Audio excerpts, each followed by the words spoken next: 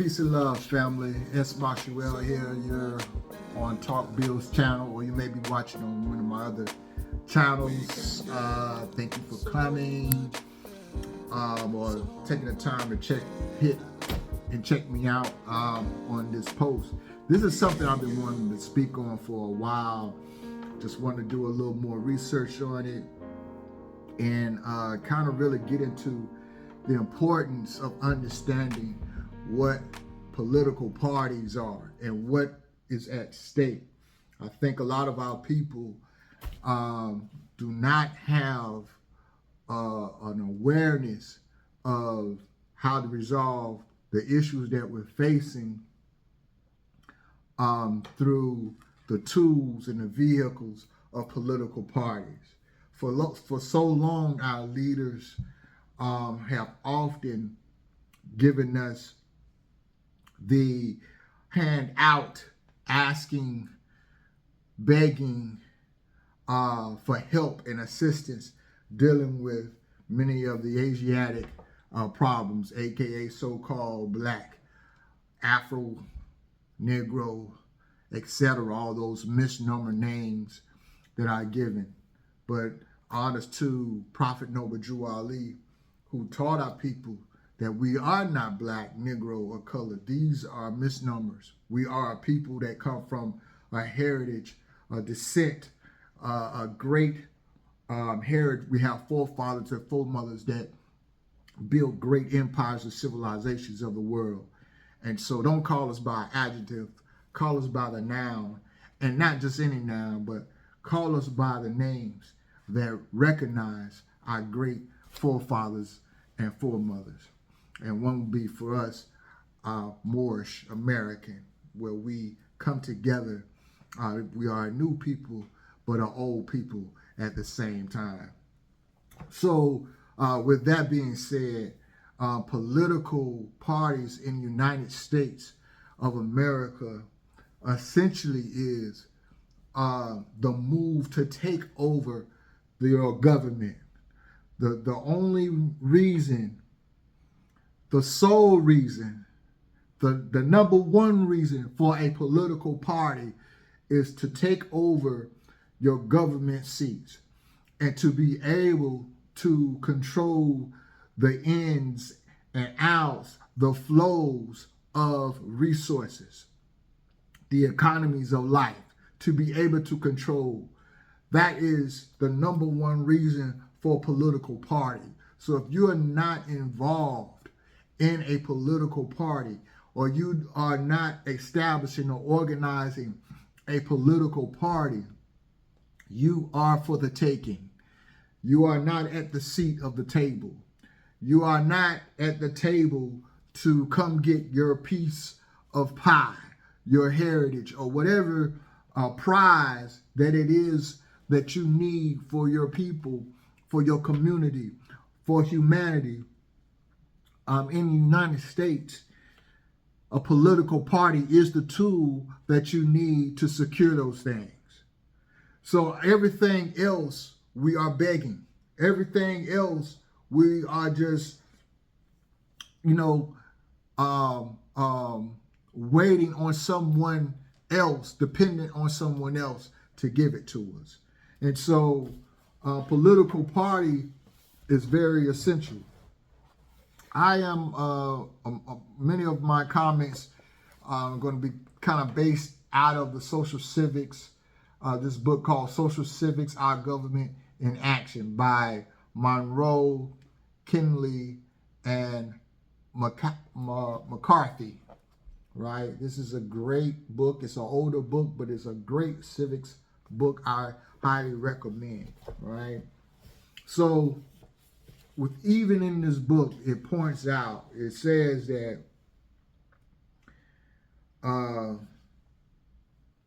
whenever control of the machinery of government is at stake, men will be found organizing into groups to win that prize. The goal of a party is to take over the goal of a party takeover is to gain majority support and win elections.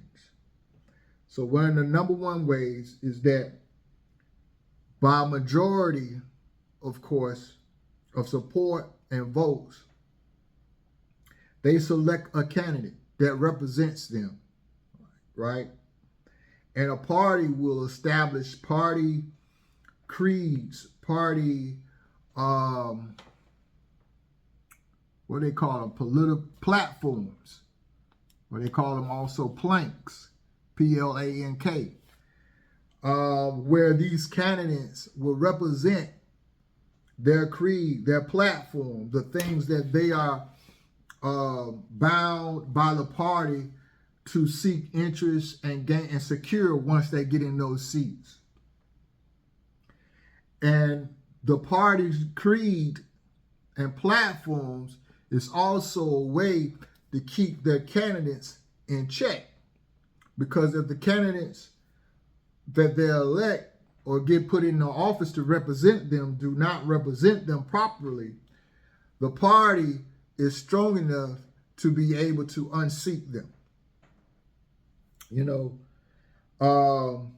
so if we are trying to make real change, right, we have to have a party. Many of our leaders today are not saying these things. They're not saying these things to the Asiatics. We're more so trying to find a seat at the table of parties and begging for a party to address our concerns versus having a party, even within a party. Well, they try to, I think there's what the so-called Black Caucus Party and so forth. But if our people are not engaged in creating a platform for these parties, they're not engaged civically to even understand that there's a civic way you go about securing your interests. You know, it's not through singing and rapping. It's not through playing ball. It's not through what's being trended on social media and TikTok and so forth. That's not how you secure these things. You have to secure these things through organized thought, organized think tanks, and putting documents and creeds and principles formatted and constructed and socialized where we all can at least have some mutual agreement. We definitely won't agree on everything, but we have an overall mutual agreement on certain principles and practices that everybody agrees to abide by. And through that majority of support, we're able to put pressure and make our voice be heard, and also be heard in the civic process to be able to put up certain people in seats that run these government agencies in order to secure our interests. A political party is necessary. If we're not talking political parties, right, or developing political parties, or strategizing seats to be at the table within political parties, we are not doing much at all. We're kind of fighting to win with one, you know, we can't fight to win. That's my point. You know, so it just kind of frustrates me to see how some of our leaders get in front and they're leading our people really back into slavery by leading us to candidates without a party, leading us to vote for such and such person or such and such this, without a party, without any principles, without any platform, in our interest. They just kind of wildly just saying, hey, go follow that person, or go follow this person, go follow that, go follow this, rather than organizing and structuring what our concerns are, consolidating it, and putting it in a way, in a party form, that we either one, we have a candidate bend to our political interests, or one have an existing party acknowledge in writing, in platform, indeed, in principle, of our interests, even if it's a party within a party. You know, so I wanted to kind of I was going to get into about how within the United States, how some of the parties kind of started. And in this book that I showed you guys, Hamilton and Jefferson, it talks about where the parties kind of initially started after the I guess the adoption of the Constitution. I guess we'll say which one. I'm assuming the 1778. There was the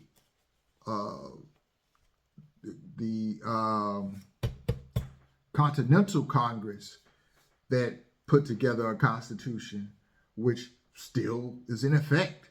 However, Hamilton, his group was real big on the Federalists, having that national government having more power. And Jefferson was more in lines with having the states be more in power. And so you had the difference between like the Federalist Party, and then at that time was actually called, Jefferson was under what they call the Democrat Republic Party. So now we have mainly two parties, Democrat and Republican, right? And eventually the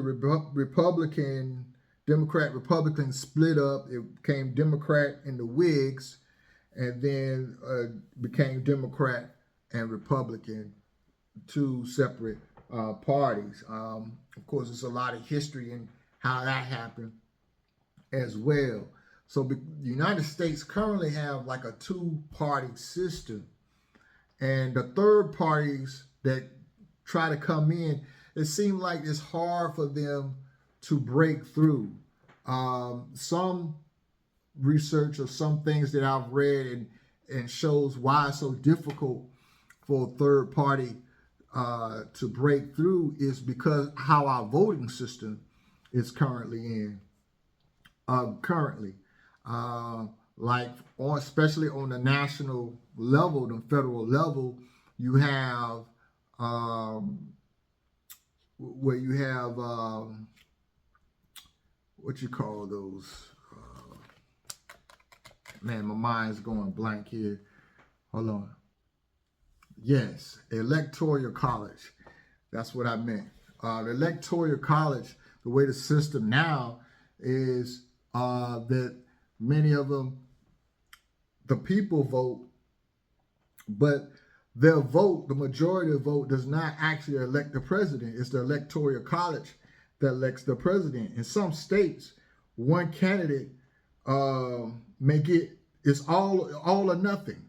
So if a couple, it may be a close race in the actual majority vote or population vote, but because say it's 49% and the other candidate got 50%, but that 50% get all the votes of the electoral college. And so how fair is that? When some would say you need to split it up, so it makes it tough for a third party candidate.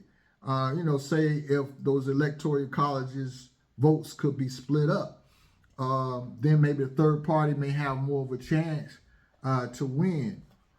So in so many ways, even the way our voting system, I think we need a referendum to look at how we count votes in this country, to even possibly give third parties actually a real chance at sitting in those seats of offices to represent the people who the government's supposed to represent.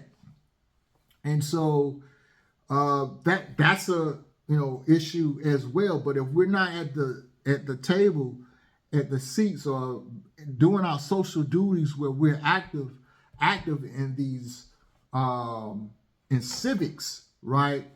True civics, right? Involved in understanding how one department or area has checks and balances by another department, and how another area have checks and balances by another department, and we're playing that game rather playing a personality game, or playing an emotional game, or playing, vote on one little thing that they're trying to get all of us to vote for, and we're not having no consensus and coming together to establish what our needs are, what our concerns are, what our issues are, and have that package within a party.